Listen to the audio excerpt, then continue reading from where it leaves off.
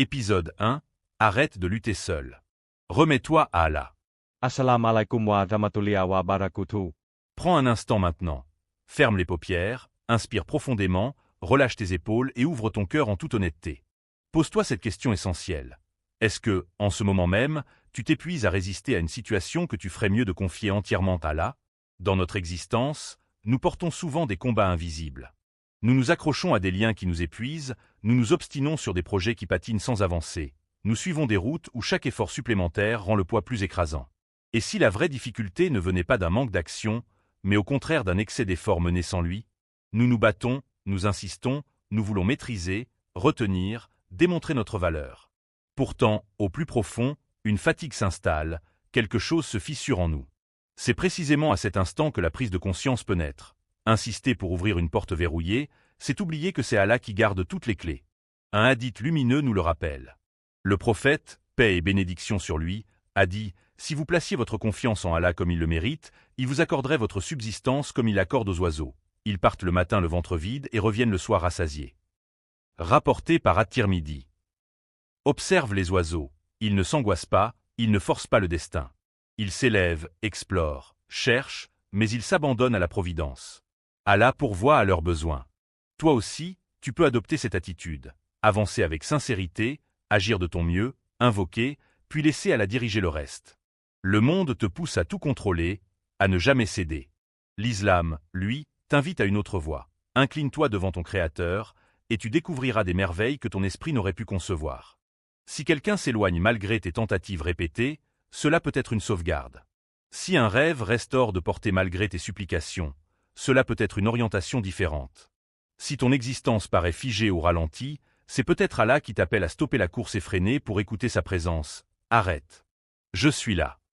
Quand le tumulte intérieur se tait enfin, quand tu cesses de hurler en silence, une sérénité s'installe.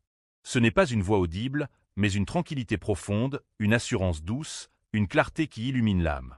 Aujourd'hui, fais le choix de cette confiance totale. Au moment précis où tu relâches ton emprise, l'histoire véritable débute.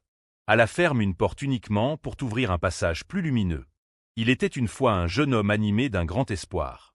Il multipliait les prières, les jeûnes, les invocations nocturnes pour qu'un projet aboutisse. Il y avait investi son temps, sa force, son cœur entier. Pourtant, rien ne bougeait. La porte demeurait close, les réponses absentes. Il en a voulu au destin, puis à Allah lui-même. Ce qu'il ignorait, c'est qu'Allah, dans sa sagesse infinie et sa miséricorde, le protégeait d'un mal camouflé en désir. Parfois nous pensons savoir ce qui nous convient.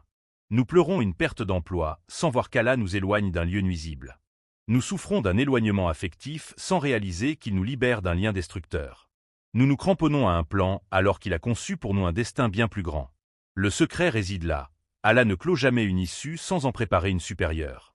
Le drame n'est pas la fermeture, mais notre refus obstiné d'accepter ce qui est meilleur pour notre âme. Le Coran nous enseigne.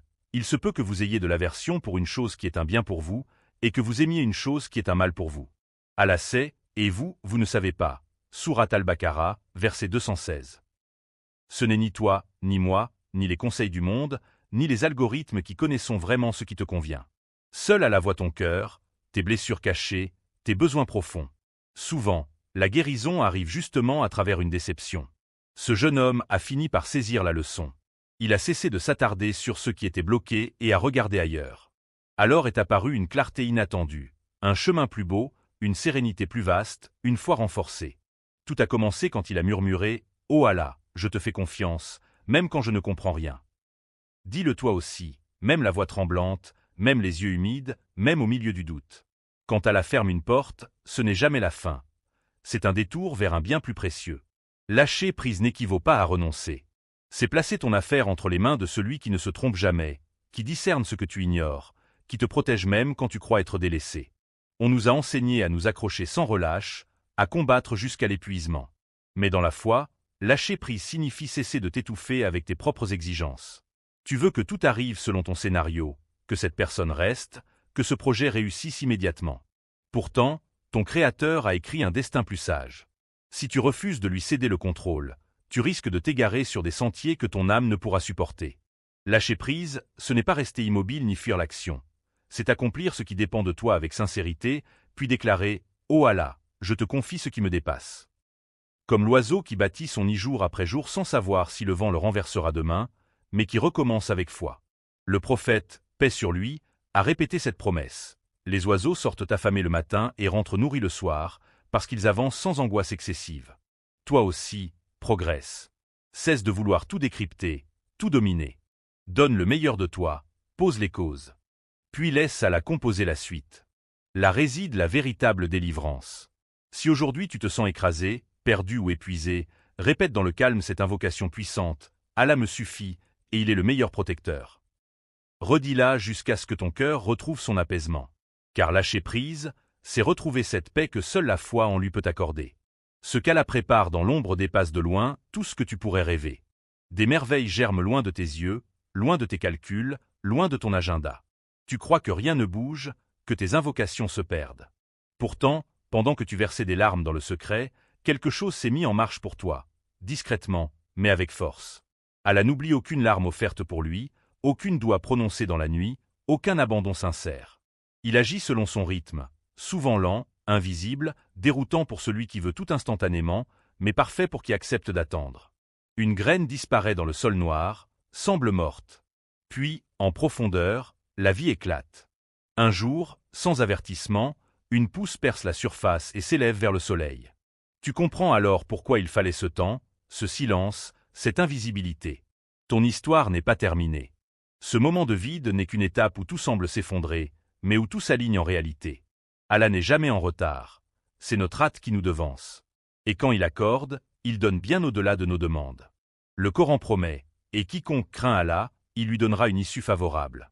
Sourate At-Talaq, versets 2 à 3, dans le sens d'une issue possible même du néant. Même si le silence persiste, même si rien ne semble évoluer, garde espoir, une issue se prépare. Quand ton cœur sera prêt, Allah te révélera pourquoi il t'a fait patienter.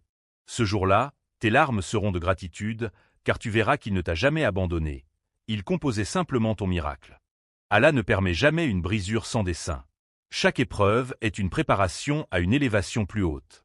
Quand tout semble s'effondrer, quand tu ne te reconnais plus, quand la douleur s'installe sans invitation, souviens-toi, il ne te détruit pas pour t'abaisser, mais pour te libérer de ce qui est fragile, des attachements humains, des projets illusoires, des illusions de contrôle, afin que tu découvres la seule vérité dont tu as besoin. Lui seul suffit. Regarde les prophètes. Youssouf emprisonné injustement, Moussa rejeté dès sa naissance, Muhammad, paix sur lui, orphelin puis persécuté. Tous ont traversé la brisure avant la grandeur, car c'est dans la perte que naît la foi authentique, dans l'effondrement que se forge la proximité avec Allah. Si tu es à terre aujourd'hui, c'est peut-être qu'il t'apprête à une lumière plus intense. Il retire ce que tu chérissais pour t'offrir ce que ton âme mérite vraiment. Un amour plus pur, une mission plus élevée, une intimité avec lui avant tout autre. Chaque larme cache une sagesse, chaque silence une réponse, chaque perte un cadeau voilé.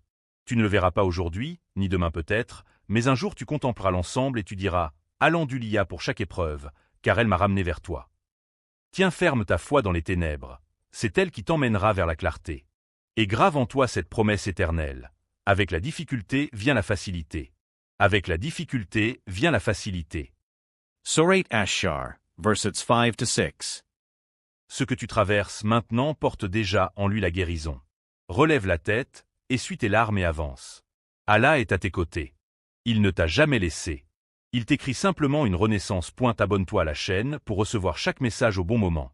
Active la cloche pour ne rien manquer. Like ett partage.